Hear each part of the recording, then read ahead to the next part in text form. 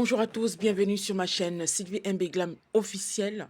Alors, ce qui arrive à cette jeune dame que vous voyez sur la photo est vraiment terrible. Cette jeune dame habitait à Douala, tout simplement au Cameroun, dans la capitale économique.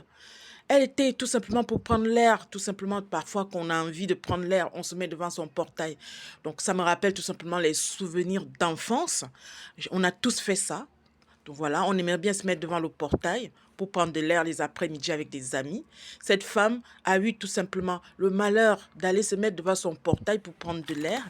Et un monsieur tout simplement qui passait d'une trentaine d'années s'arrête devant la dame et lui dit: Madame, j'ai faim. Et vous voyez, tout simplement, elle aurait dû l'envoyer balader. Mais elle a eu le bon cœur. Cette dame a eu le bon cœur, tout simplement, de dire que, mais monsieur, attendez, je vais aller voir ce qu'il y a à la maison.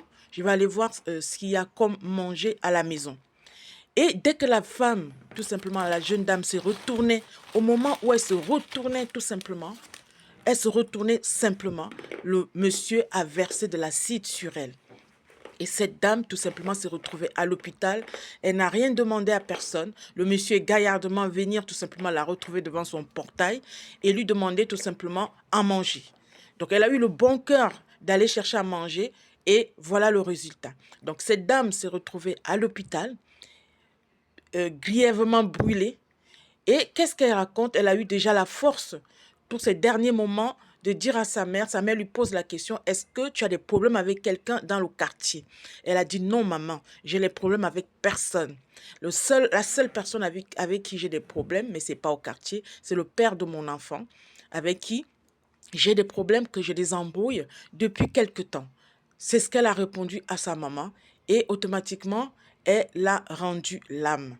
Aujourd'hui, cette femme, elle n'est plus de ce monde, mais qu'est-ce qui s'est passé?